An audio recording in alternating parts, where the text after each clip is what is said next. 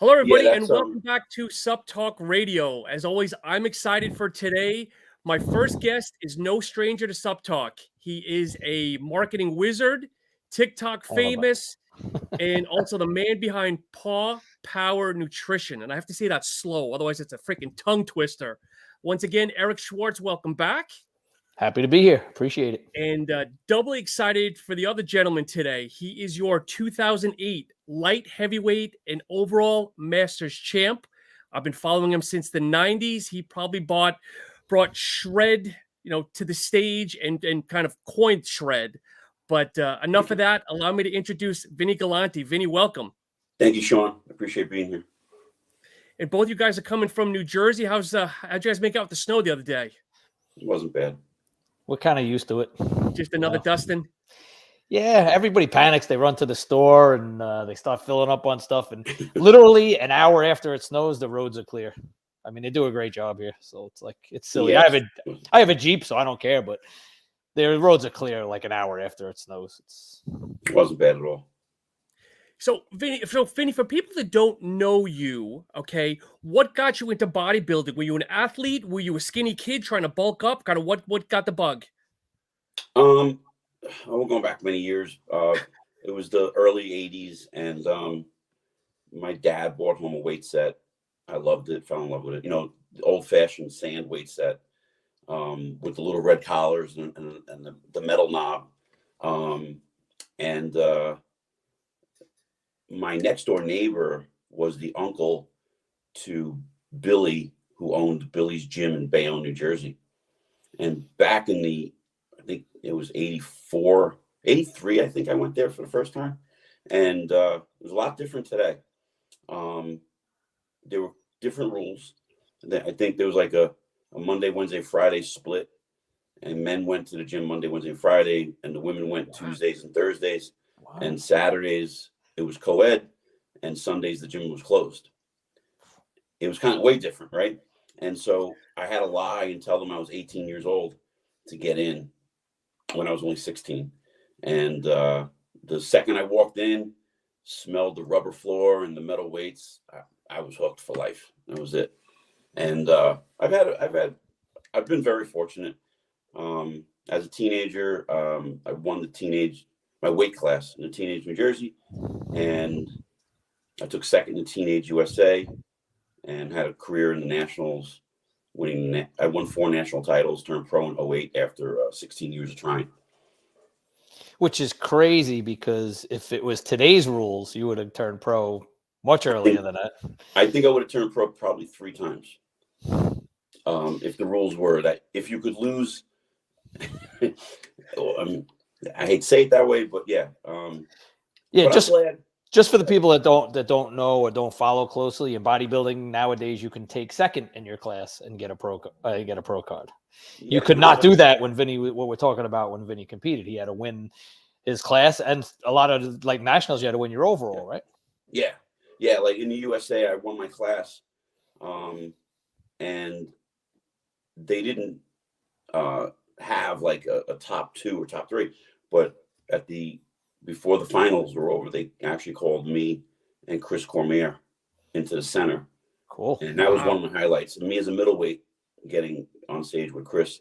And, he obviously won, but he ended up winning. But that was like a highlight to do that. And I think, everyone says that the numbers are more. There's more competitors today, but bodybuilding, I think, is like dying down a little bit. I could be wrong. You only had one choice back then, was bodybuilding. There was no classic. There was no men's physique. I think people forget that, especially the younger guys. They might not even know it nowadays. Right. You only had one choice. And I said this to Sean before you got on, Vinny, but I said you were like, there was no classic physique, but you, like in your prime, like, you would just crush that division, man. Like that, to me, in my mind, you're the model for that.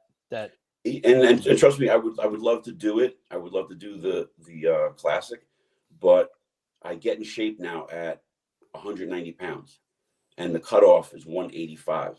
Right. And for me to cut 5 pounds to make the weight, I couldn't recover Like, because the weigh-ins, I believe, I was checking the shows, and I was like, oh man, maybe I could do this. But all of the weigh-ins are the night before. And for me to make 185, I'd be super flat, and I would have to stay up all night and eat. And I don't want to take a gamble on my physique. No, I agree. I think if you're in great shape at 190 and then you drop that other 5 pounds, it could completely change how you look. So.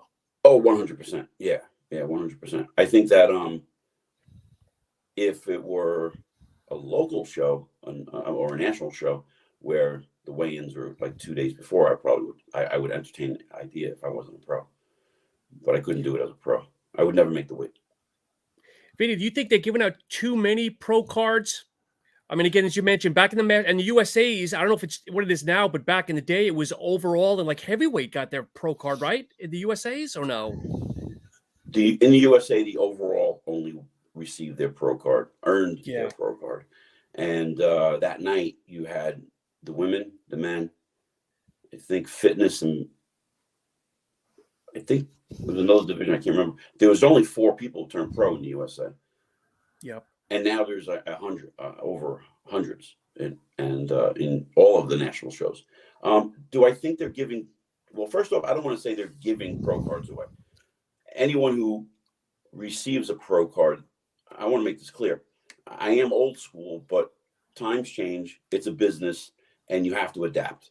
So, anyone who receives a pro card, they earn it. Okay, of course, they earn it. And if the rules are you can come in second place at the nationals and earn a pro card, then it is what it is. I don't really. I think in the beginning I used to get like, oh, this shit sucks, man.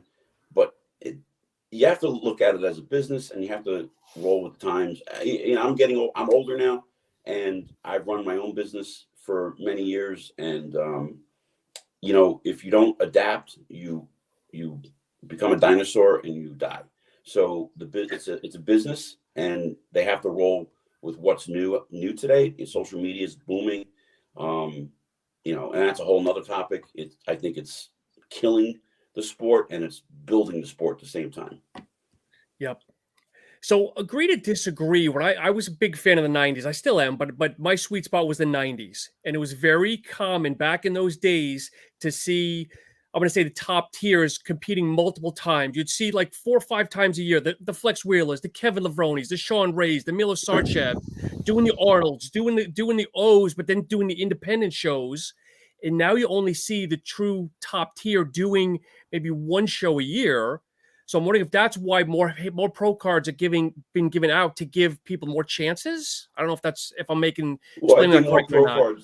More pro cards only mean because there's more divisions now, like Eric was saying a moment ago.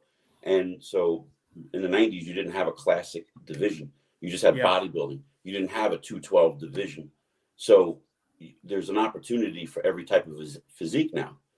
And again, it's a business, and that's just the way it is. But back in the 90s, like when I won the USA, there was 51 guys in my weight class. Wow. Let's even go back a little further. When I was a teenager, on a local show, there was 20 kids. Eric, you remember? There was usually 20 kids in a weight class. There was usually 60 kids in a show. Kids, We're talking teenagers. Yep. And today it's hard pressed to find one teenage kid in a show. Yep. And I also think and this is just my opinion, and I when I get new competitors, or if I talk to guys in a gym and they say they want to do classic, I think guys are getting the wrong message, and they're competing in how can I put this? So, and Eric can attest to this. One thing that was different in the 90s, guys trained for 10, 15 years before they even thought about stepping on stage. Yep. Now guys are training, and I use that word loosely. And I'll argue with anybody. I don't care. I don't see many guys training today. They exercise, and they're too caught up on their cell phone. And I'm not talking about doing social media. I'm talking about immediately taking their phone out and looking at whatever they're looking at. and they're so distracted. And I go up to them. I break balls all the time. I train a powerhouse in Saddlebrook, New Jersey. It's a great gym. I love it there. I work there and I train there. And all the guys know me. I try to tease. You know, that's another thing. You can't tease anybody today. You can't break balls. Everybody's sensitive. It's very sensitive. Yep. So when I go up to guys and I say, yo, put your phone away. Your phone is not going to get you big. And they laugh. And I'm like, no, I'm dead serious. Put your phone away. So everything's different today. And when I break somebody's balls and I see them actually starting to change and train, I take them serious. And when they approach me, I give them the advice. Listen, you can do classic because you're in that weight class, but your body is not developed yet. There's a difference. Yeah. Like I always say, like, train to get better, don't train to get bigger. And there's a total difference in there because guys are they got the wrong idea of like what gets big, what gets you big. And I see dudes who are classic guys or bodybuilders and they say, and they're like doing 3 reps, 2 reps. I'm like, you're not going to get big that way. And they don't understand about, okay, look at your physique. The front of your lats are weak. The rear lat spread is strong. So you got to go into the gym and execute exercises that bring out your front lats. How's the sweep on your quads? How's your hamstrings hanging? You got to look at those things. And that's the way I train. And Eric will tell you, when I stopped competing in 13 and went to Henri Skiba's gym, Eric and I trained almost every Sunday together. We squatted, we deadlifted. And I told Henri, I told Eric, I'm going to forget everything I know about training because I don't know anything about powerlifting. And I was a student. And a lot of guys today don't like to be students. They just want to go in the gym. And I find it interesting that, and I don't know if Eric experiences this in the powerlifting world, but the younger guys tend to tell me what they're doing without ever picking my brain, without ever even asking me a question. And I'm like, do you know I have like 39 years of experience? And I find that really bizarre. Like guys will tell me and talk to me and they execute it in such a way like they have so much experience and they don't. They really don't. It's definitely a different dynamic. I notice it on social media, and it's a big thing on TikTok. Like these guys worship these, like I call them TikTok trainers. They're just these guys who got popular and they've never really done anything or accomplished anything. But people worship them, like just follow back everything. In the day, if you remember, like you saw the models that were in Muscle and Fitness executing exercises, and I would laugh and go, "You never see a guy like that in the gym, an actual guy like that in the gym." But today, that's what they look like. They look like the models from Muscle and Fitness, and none of them know what 400 pounds feel like on their back. They don't know what that feels like. 90% of them gravitate towards cable exercises, and their answer to me is, well, the mind doesn't know what you're doing.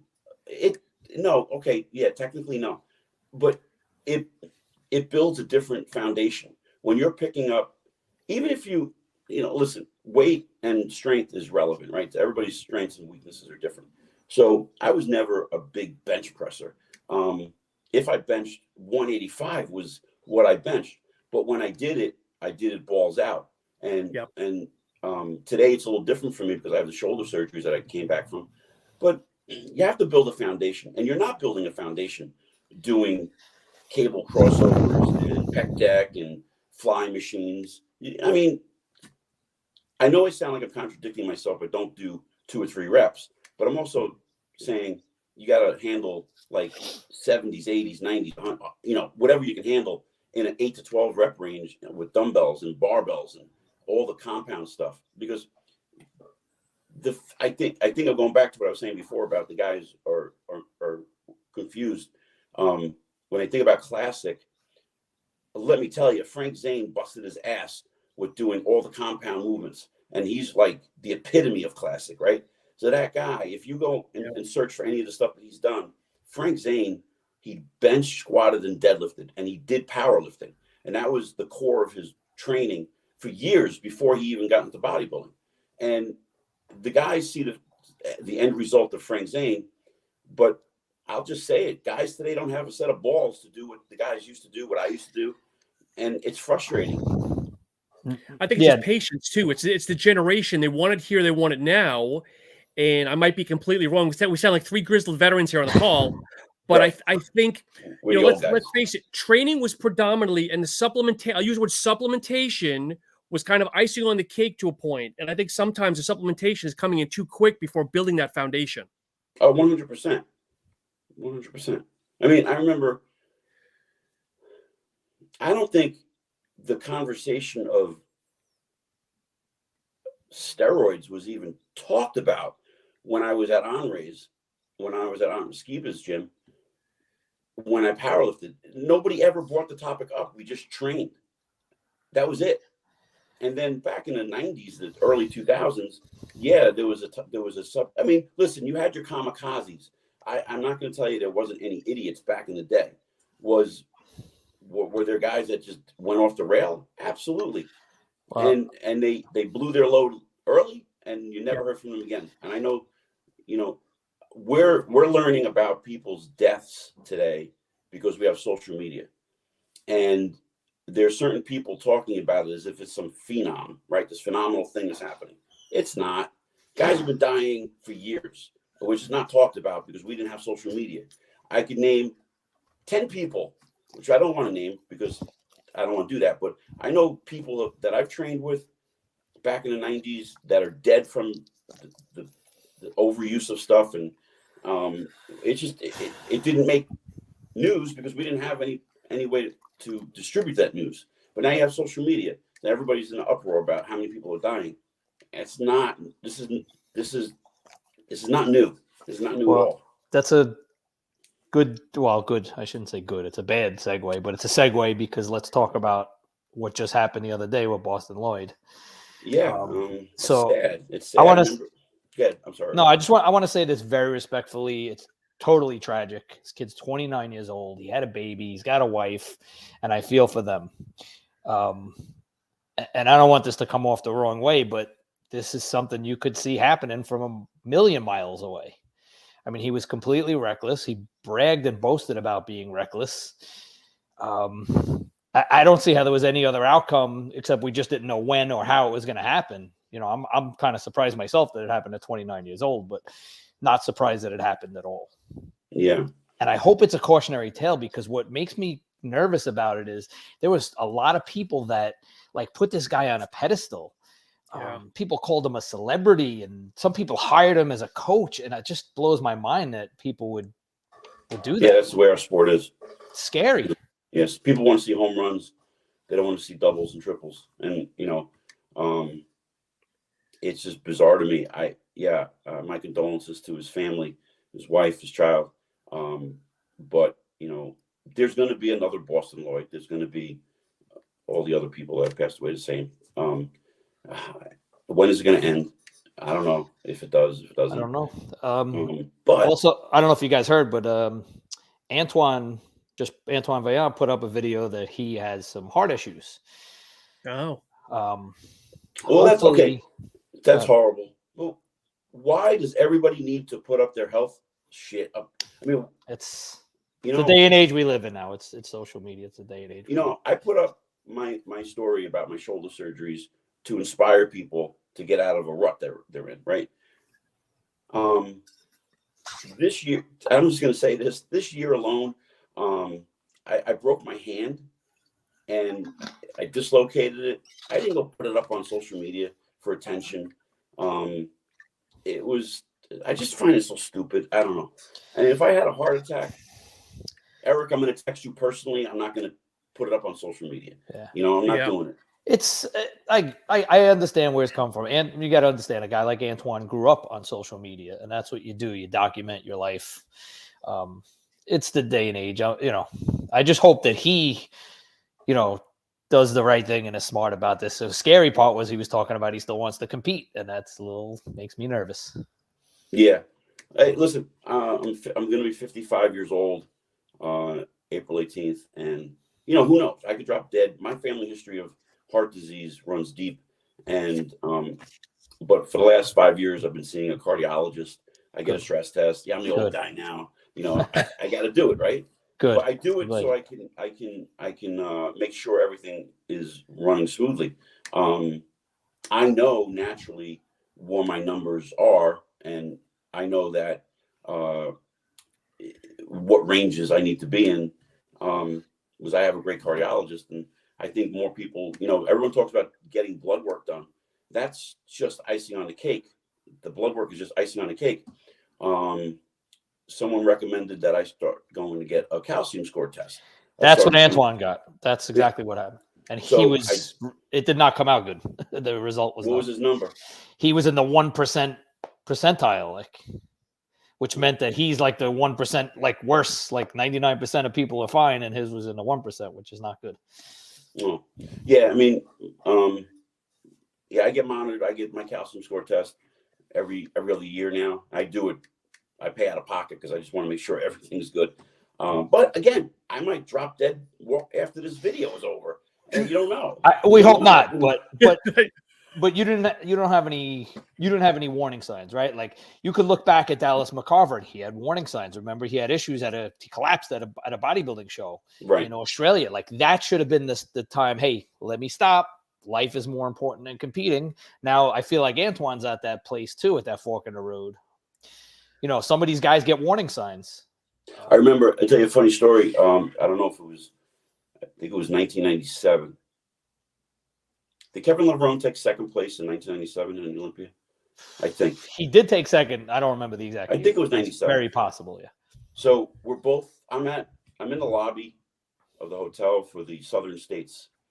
And Kevin had to be about 205. So for Kevin, that's small, right? Yeah.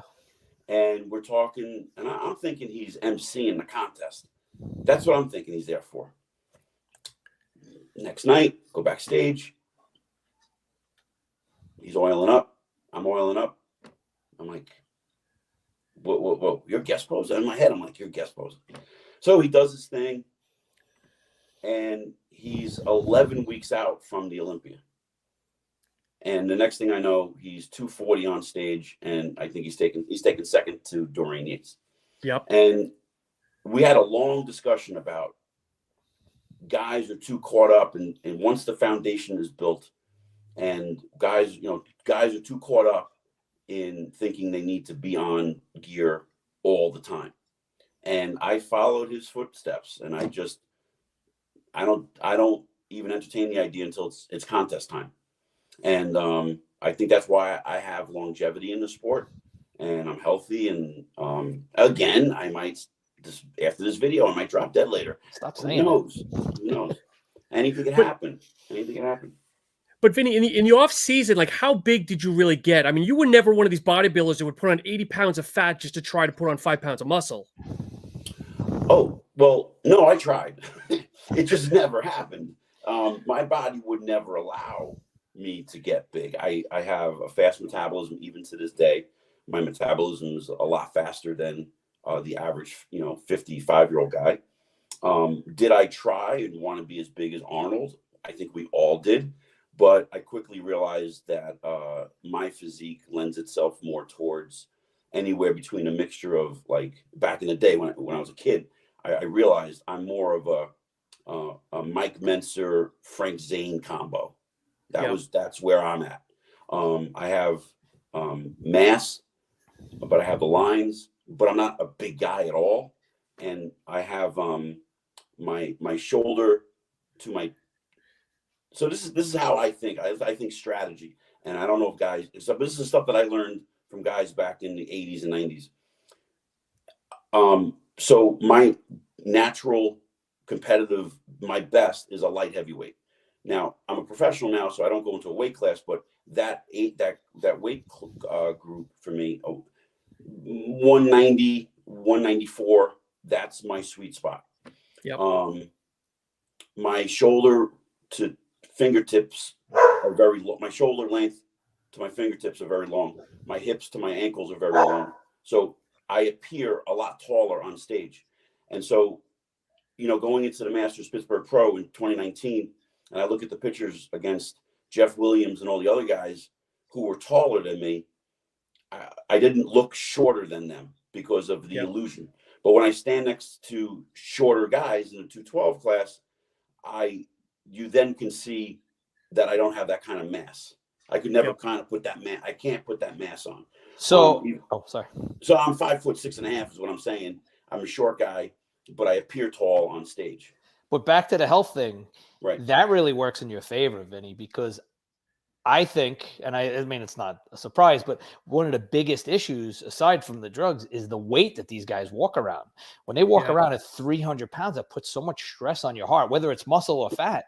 It's a lot of stress, and that's not a good thing. I'm about 215 right now, and that's as heavy as I'll get. Back in the day, it was maybe 220. I think through age, I've lost that density or mass that guys just lose when they get older. But listen, I like my food. I enjoy my food. You're Italian, right? Yeah, but at the same time, I'm not going to be stupid and just eat shit and bulk up. I don't understand the terms of clean bulk, dirty bulk. Yeah. Stop being fucking lazy and just eat good. That's it. Bottom line, eat good. Eat a little more excess, just a little bit to grow, and you're good. I mean, guys make it. I laugh. I tell these guys today, I go, and this is the truth. And Eric, you know this. When we were up and coming in the 90s, 80s, 90s, 2000s, there had to be maybe a handful of guys in the gym and a handful of magazines to look at. And that was it. And now you got 50 guys in the gym and 50,000 people to look at in the course of a day. I can't tell you how many times I've talked to people in the gym to say they're doing one thing on Monday, and on Wednesday, their whole plan has changed. Saturday comes around, they're doing something else because they saw somebody else doing something. Yes. And you got to stick to one thing. One thing, try it, work, train, bust your ass, and do it for 12 weeks and see what the results are. You can't bounce around when you're training. That's how you make progress. Absolutely, man. You're spot on, man. Vinny, we've got a fan full of people who are actually watching this. So I'm going to go to that video that I mentioned here. Maybe give some commentary. I don't know what year it is, but you were just freaking peeled, my brother. So let me go ahead and start it up here. I don't know how the audio will be, but on the national level, look at his hamstrings. See the separation. See the that was in '97 Nationals in Dallas, Texas. Nice chest. And just look at how amazing like his tiny waist is. Big wide shoulders, got that X frame, like classic. This is classic. Like this is symmetry. A lot of guys talk up. We have nothing on me. I'm telling you, you could win. You could win the Classic Olympia. Yeah, I would have to chop an arm off now. So, Vinny, were you naturally gifted with those hamstrings, or did you do a lot of squats or a lot of incline treadmill, or how did you get your hamstrings shredded like that? We did mostly stiff leg deadlifts. Okay. And we didn't do leg curls. I mean, really, I was taught from guys in a different way. Did I do leg curls? Yes, but they weren't the meat and potatoes of my training. It was a lot of stiff leg deadlifts and a lot of different stiff leg deadlifts, barbells, a weight plate in your hand, one-legged stiff leg deadlifts, all that stuff. You see guys doing today, girls doing today, they think that's brand new. They think they're inventing stuff, and it was done a million years ago.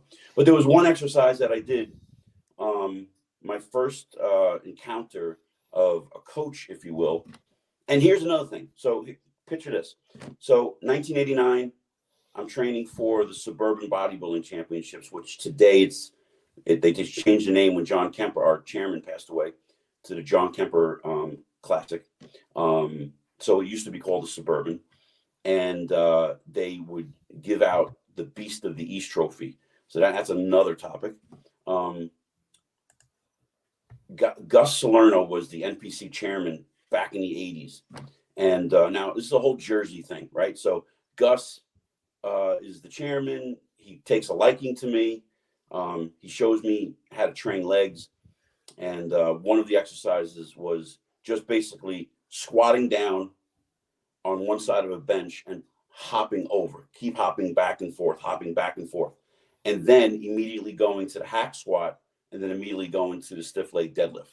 And I would do that all the time for legs. And then Gus ended up in jail, which I don't want to go into, but he went to jail from Jersey. So he goes to jail, and his wife every Saturday would go visit him, and we would do Polaroid pictures.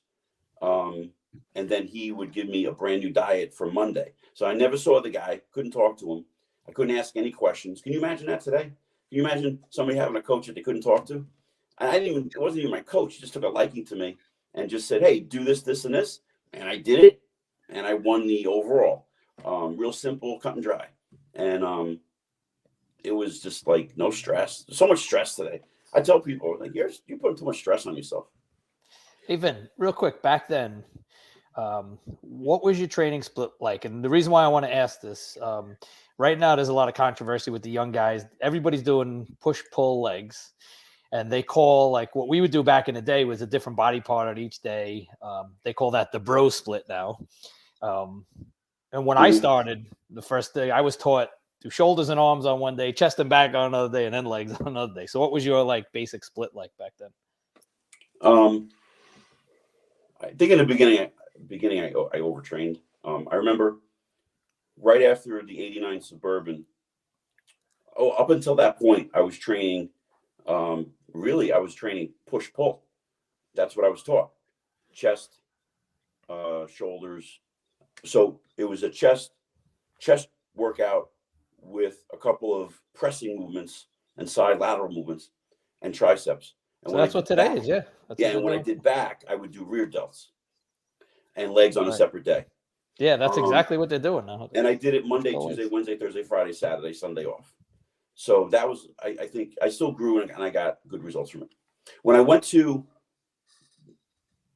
I competed in the Suburban in 89, 2 weeks later, I don't remember how this came about, but I find myself in Chicago and I'm competing in the continental USA. I don't remember. I think they asked me to compete. I don't know what happened, but I went and I met all these great guys from Chicago and I spent an extra couple of days training with them. And they were like, dude, you're overtraining. You need to train either 2 on, 1 off, or take that split you're doing and spread it out over 5 days and take 2 days off. And I was like, what? 2 days rest? That seems too much. And I tried it and I started growing. And then I started to take more rest days. I would take 3 days off, 4 days off, and train the whole, like, chest, shoulders, and tries, back one day, legs one day, and the other 4 days I wouldn't even train. And my body just started growing and growing. I mean, it was growing. Did I get frustrated? I wanted to be in the gym more. Yeah. But I had nobody pecking into my ear to say it was wrong. I didn't have all these opinions. I didn't have all of these outside sources to say whether it was right or wrong. All I knew was I was doing this, looking in the mirror, getting a result. If you really look at it, like, I competed at 65 pounds in 89. And today when I compete, I'm close to 195. So that's 30 pounds of muscle I put on over a very long period of time. Today, people put 30 pounds on in a year, right? And it's unhealthy. So everything I have is quality, and everything I've built, it doesn't go away. So I could be 5 months out from a show and I still look like I'm in contest shape. If I'm in a tank top, I get a little fun fat in my stomach because I do like my food. I don't go overboard like we were talking about earlier. But back then, yeah, my training split was really simple. And then I would, the whole theory of, and I find, like we were saying, the guys calling stuff bro science or whatever. What'd you say? What was the term? They call it a bro split if you do one body part a day. Okay, here's my bro split. Listen, it fucking works. And I don't know. I wouldn't change it. And now, like, my split is because I don't recover as fast. So I have to take a day off after every leg day and every back day. So I do that. That's how I set it up. And then the rest just follows. And I do push-pull sometimes. So one gentleman just chimed in. I feel like there's too much science and not enough applications. That's the difference between working for it and the difference in the generation of training. On paper, it could look one way. but in the gym, it's going to be completely different. And I think social is a big reason to blame for that. And social is like, to me, is such a double-edged sword, right? There's a ton of information nowadays, right? More information than you could ever ask for. But there's almost too much information. And I could see if I was just starting out, I'd probably be confused because one guy is saying this way, another guy is saying another way, and it would be very confusing. Well, if a guy looks good, then somebody's going to listen to him. And but we know that that's not necessarily correct because some guys grow despite what they're doing because of their genetics or whatever, all the other stuff they're doing. I think the one thing that I've learned, and I worked in gyms for years, long before I was in the supplement industry, did personal training. Everybody's a little different, and you do have to experiment and see what works for you. I think one thing that I've learned over the years is everything works. And it works for a short period of time, a certain period of time. But there's that one type of training that gravitates towards you individually. Something that gets you to the gym, it drives you, it motivates you, you feel good. But then I think there's times when people, you'll hear people say, oh, I'm losing sleep, or I'm not getting a pump, I lost my appetite. And then there's a school that says there's no such thing as overtraining. And I'm like, where does this shit come from? Like, if your body is telling you to rest, like currently right now, today's going to be my first day going back to the gym since last Sunday. I took the whole week off because my elbows hurt a little bit. I was not getting good sleep. I started losing my appetite. And I know and I don't mean this in the way it's going to sound, but like, you get that little inkling of like depression, like, oh, what the fuck am I doing this for? And when I feel that way, that's it. It's off. I shut the gym down, and I should have done it actually 2 weeks ago, but then I went and got some body work done, cupping, all that, and then I felt amazing the next day. I had a great workout, but I should have shut it down then. So I shut it down this week, and I'll be going back to the gym today. And too much information. Vinny, what about eating when you're prepping for shows? Were you track carbs and protein back in the day, or was it just like, hey, I mean, what was your meals like? Well, first off, I've never counted a calorie in my life. And when people say to me, hey, counting your macros, I'm like, shut the fuck up.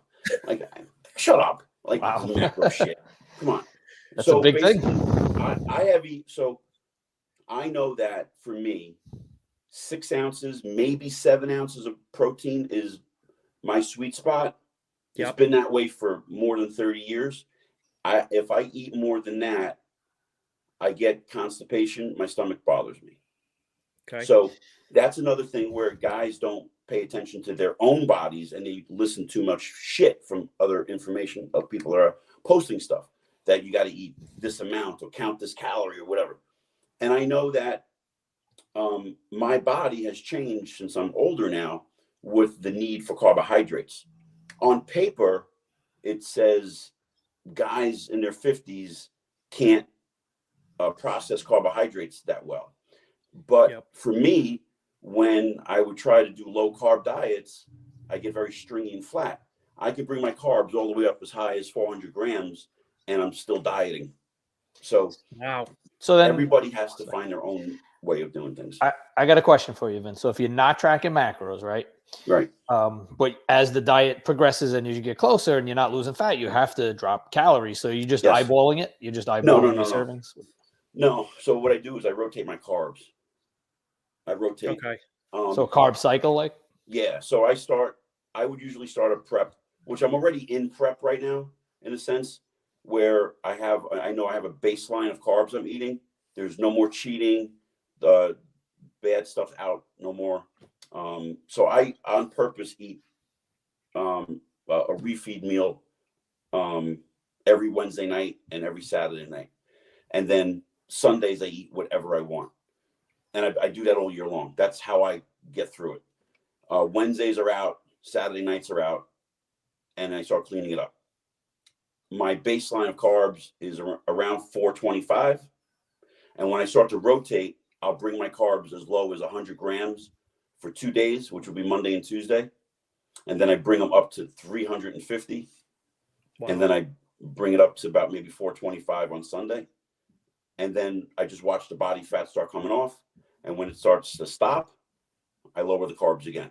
So then I add cardio, and then I add fat burners. I never do anything. I never do all of it at the same time because I want to know what's working. Keep some bullets in your gun for when you need them. Is there a go-to carb, Vinny? Sweet potato, rice? What's your go-to carb or carbs?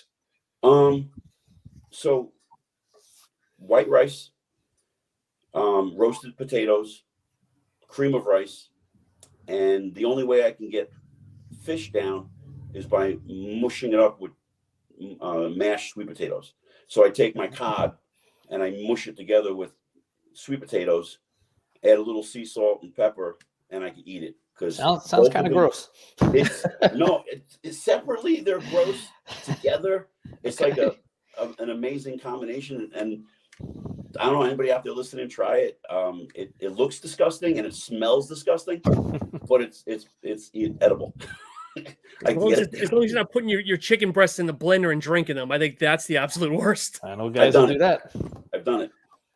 I'm guilty. My God. So Vinny, I'm gonna have you go back in your time machine. As I said, I'm a little bit of a fanboy, and hopefully you guys can see this. Oh, geez. Yep. Vinny always trained with sunglasses on and no shirt. Yeah. So that was huh? No, go ahead, please. Tell me about that photo shoot. I mean, I used to be an EAS fanboy in the 90s. Like anything Bill Phillips said, that's what I would follow. And I don't know if it was good or bad. Sure. Now in hindsight. Yeah, I mean, Bill Phillips treated me very well. Man, he was the man. He flew me out to Colorado a bunch of times to do photo shoots. Cool. Danny Hester, we both trained together a lot, and we both did a lot of photo shoots together. A lot. Actually, I don't have them. Yeah, they're up on my wall over here. You guys see them? Very cool. Okay. All my covers, but yeah, I got a couple. Let me see with Danny. I got 1, 2, 3, 4, 5. I got 5 covers with Danny, which is kind of cool, and a lot of features in the magazines with Danny. But that particular photo shoot, I'll never forget it. We worked all day long. We were in the gym at Gold's in Venice, probably 10, 11 hours. Wow. And that was the only picture that came out of it. Wow. That was the only picture. Yeah. That was just one shot for all of those hours. But it was, it was different back then. Eric, correct me if I'm wrong from what you hear, but like today, an athlete has to pay a photographer to do a photo shoot. Back in the day, the way it worked was, so I looked at my physique as an investment. So and this is how it started. In 1992, I had just won the Jersey. I'm in California, and I won the Junior USA. There were no photo shoots lined up for me. I didn't know anybody. I didn't know anybody in the industry. And this guy walks into the gym, Jason Mathis. I'm not sure if he's still in the industry today, but he walks in, and he was cool. He's like, "Hey, dude, you want to do a photo shoot? I'm trying to get into the industry." I'm like, just getting done my workout. The show was over, and I stayed on my diet a couple of days, and I'm like, yeah, all right. I didn't know any better. We do some shoots. The next year, for 93, I was writing to everybody I could find who was listed in Muscle and Fitness Flex, Muscular Development, Muscle Mag International, Muscle Training Illustrated, which doesn't exist anymore. And I would write to all of them and say, I'm going to do the USA. I just won the Junior USA. Nobody wrote me back. But I made the connection with Jason Mathis. I win the USA. I'm already set with Jason Mathis to do a shoot. And I met all the photographers that wanted to shoot me because I won. So the way I looked at it was I just made a great connection with Jason. He helped me. I helped him. Now I got, I can't remember all the photographers' names, but Irving Gelb was one of them. Irving Gelb and I always clicked. And from that moment on, now I do the nationals next year. I looked at it as an investment in me. I would fly out to California. So wherever the contest was, wherever the nationals was held that year, I then booked a flight and hotel to California, to Venice. And I would call at least 14 or 15 photographers, and I would probably land maybe only 3 or 4 photo shoots. And I would have photo shoots lined up all week, and I would pay that on my own dime. So it would cost me, I don't know, another $2,000 to stay in a hotel, food, airfare. But the results paid off because I got into a ton of magazines with Danny Hester, for training articles, food articles, all sorts of stuff for Muscle and Fitness and Flex. I never got on a cover of Muscle and Fitness, but that was my dream. I wanted to do that, but I got into the magazine like 1,000 times. And I just looked at, like, some people would say, you're going to pay $2,000? I'm like, yeah, it's an investment. And from being in the magazines, I then got guest posings, and I was splattered all over the place, and it was great. But then, like 2 years into it, that investment paid off because now Muscle and Fitness was calling me and paying my airfare and hotel. Awesome. So I made the effort, which I see a lot of people don't make efforts. They don't make that kind of effort today. They think it's going to just be handed to them, you know? And, you know, I remember training with John Natashak a long time ago, and he said, man, if I could just give my pro card back and compete on a local level, because people just don't understand how hard this is. And it was more fun on a local level. And I see all these people who turn pro, and I'm getting off the topic a little bit, but they're not treating it as a business. They're treating it, they're what's the word I'm looking for? They're treating it as it's just a joke. Like, yeah, they want that pro card. They want to be. They want the validation. They want the validation. Yeah, the validation. But work a little harder and make some money. Oh my God. If I was the video you just put up, if I was that guy today, not 55-year-old going into the Masters world, which there's nothing wrong with that. I'm not saying that. But if I was, you know, no injuries and all before that, my body was all fresh, and I had social media, and I did all the work that I did back then to get on covers of magazines, I would be racking it up. But nobody wants to hear from an old guy. And that's, you know, we laugh when we joke, but I'm like a dinosaur now when I talk to half of the guys in the gym, which is annoying. Not that I'm the old guy, but that they don't listen. And if they only knew who they were speaking to, honestly, I know you're going to be humble about this, but Vinny's a legend in this sport. No, you are. I know you, but Vinny's got a record, and if anybody wants to dispute me on this, and maybe I'm wrong, but as far as I know, Vinny's got the record for being the longest sponsored athlete ever. At Universal, it was 17 or 18 years, right? 18 Crazy. Years. That is completely unheard of. Well, I think Evan's catching up to me now. Evan, okay, so Evan was sponsored before I started. So Evan was sponsored in like 2007. So we'd have to do the math, but then he left for a little while on his own. But then he came back. I never left. Vinny had 18 straight years sponsored by a supplement company. That is unheard of. And that's a testament to, you know, how good of a character and person and human being he is, and how marketable he was, his work ethic and all that stuff. And that's pretty amazing. Yeah, and I got a couple of covers of their former magazine, Universal Matters. I got on, I think, 3 of those, so it was cool. And also the fact that you were working for Universal before you were pro, if we do the math, right? Or were you a pro at that point? No, you weren't a pro at that point, were you? No. So you want to talk about having a set of balls. So it was 1995 or 96. I don't remember how I did this, how I pulled this off, but I got an interview, and I go down to Universal's headquarters in New Brunswick, and I sit with Clyde. Clyde's the person who started the company. Yeah, Clyde, his son Mike, and Phil Kemp. And I sit with all 3 of them. And when I get in my car and I think about what I had just said to them, I'm like, I'm never going to get this. So I go and say, people can relate to me more than they can relate to Dorian Yates. I'm the liaison between you and your products. You should have me as an athlete. And they did what you just did. They tilted their heads. That's a good point, actually. And a couple of days later, I got a letter in the mail with a contract, and I was blown away at how much they were offering me. It wasn't super a lot, but it was a good amount of money. And I did the right thing for a few years and built up my credentials there, and my pay increased every year. And then towards the end, they were like, "Hey, we're going to use you as an ambassador. We're not going to pay you anymore." And I was like, "See ya. I'm not going to do that. I'm not going to do the same amount of work and not get paid." So, but I loved every minute at Universal. They gave me the opportunity to travel around the world, go to places I would never have had a chance to visit, to train in gym. You know, I remember the time we trained in Dorian Yates's Temple Gym.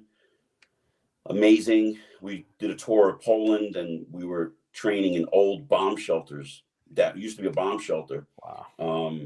During the war, and it was really cool. They made like these little dungeons into leg rooms, and it was, you know, getting a chance to see things that you would never see. It was great through bodybuilding. We did that in, I don't know if you were with us on that one Germany trip, but we trained in a gym that was like an old bomb shelter, and we had to walk down these circular stairs. Yeah, to the circular basement. stairs. Yeah. Okay, that's the gym we met that night. Was when we met Roman Fritz, and that's how we wanted to sponsor Roman. He was in there training with Dave Palumbo, and Dave was doing posing with him and stuff, and that's how that happened. Is that where we met Teddy from? We knew Teddy before that. No, we knew Teddy. Yeah. Yep, from Poland. So, you know, he was a character. He would yell at us and treat us like children, and we'd have. On that tour, I was with Evan, Flex Wheeler, and a couple other people. I can't even tell you the things that I experienced on that trip, but these Polish guys were nuts. They were wild. They were nuts, and they were just a fun bunch of guys, and they actually got me to relax a little bit and enjoy life a little bit for that almost 2-week period we were there. It was really kind of cool. Yeah. Guys, as we wind down, question for you, Vinny, and then for Eric, any bodybuilders, anything you were awestruck with? Like that maybe you wanted to meet, but good, bad, or different, you're awestruck with? Or fanboy out, maybe, as they say?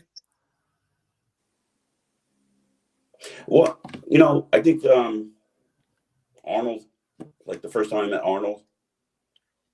Yeah, but I don't know. I could say this. I remember not being awestruck, but I remember training with, this was like 96, training with Chris Cormier and Flex Wheeler, and they knew my name. Well, Cormier knew my name, but Flex, it was the first time I'm meeting Flex, and he knew my name, and I go, "You know my name?" He's like, "Yeah, your name's been kicking around for a long time."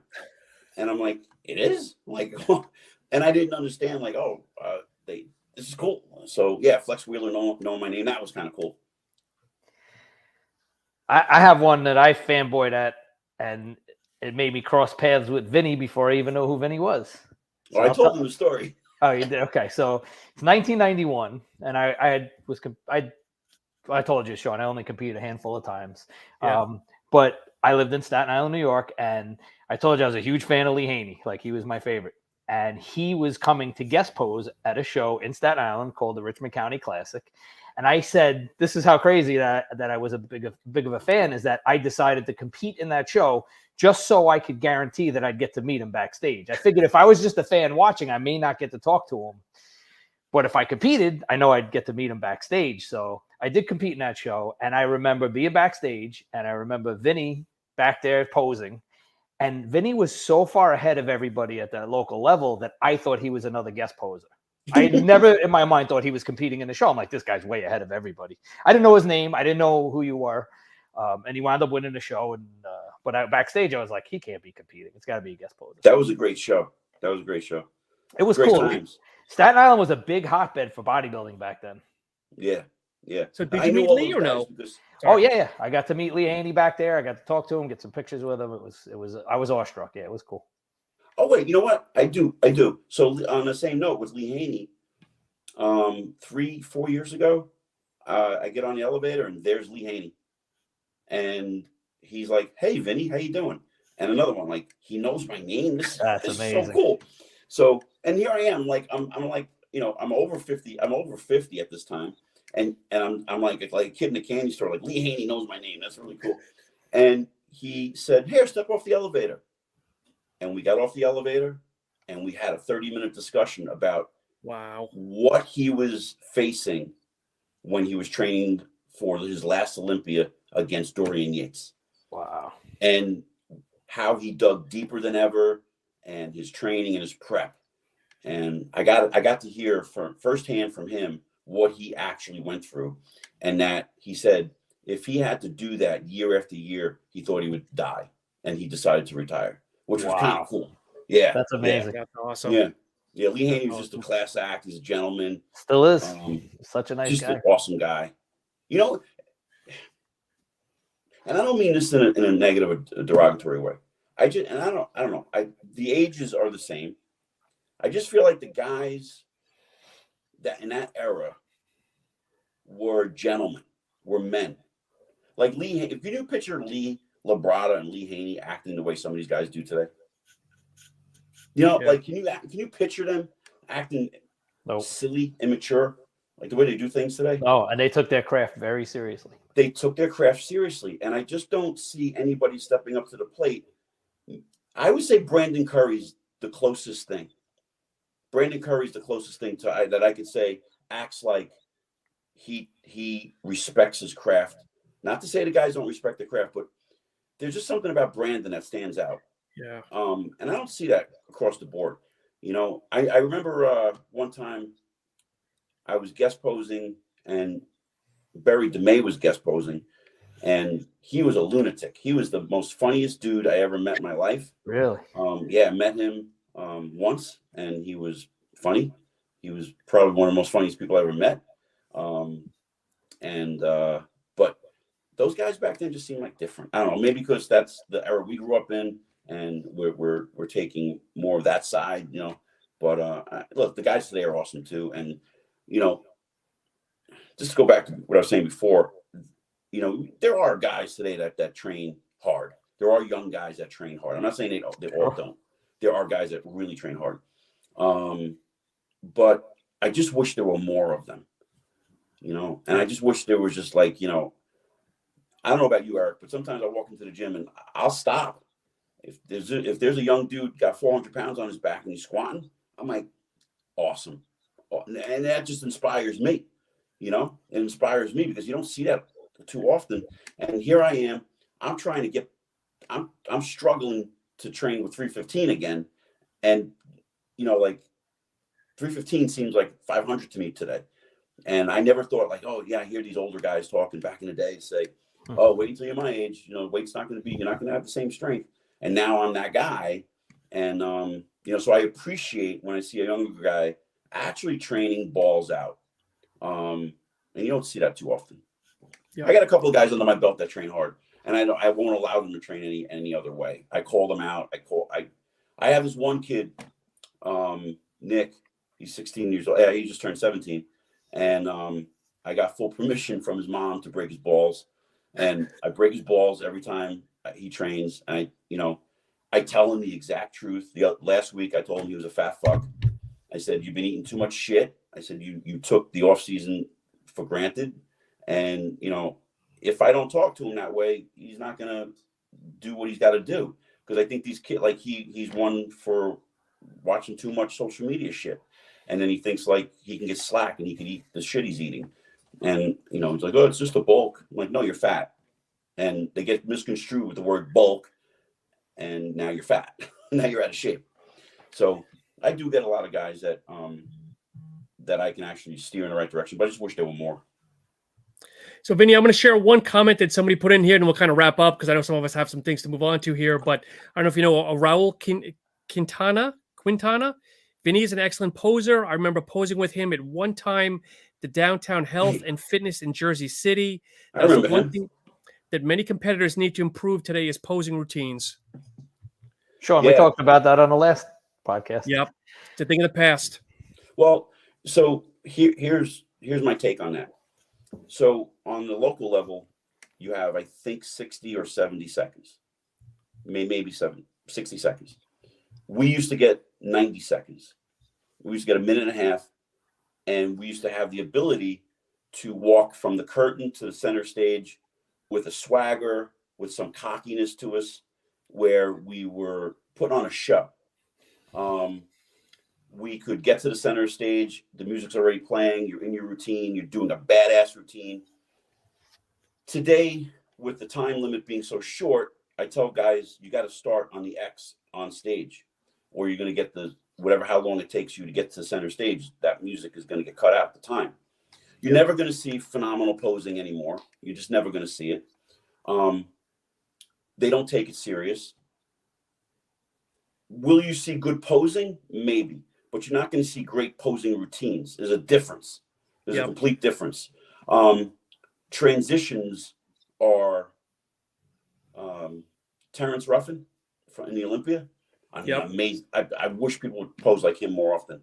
He's my hat's off to him. He's amazing. Danny Hester is another one that's great. I think that guys don't practice posing like we used to. I don't know. Yeah, we need more time. So more competitors is shutting the time down. It's cutting the time down. So more competitors on stage, we don't get the time. Well, Vinny, it's definitely been a pleasure. I really do appreciate your time this afternoon. Hopefully you've had a good time. I'd love to have you back again, whether it's you and I or Eric. But as you wind down here, Eric, do you want to give a quick plug on where people can buy the butter and whatnot? Peanut butter?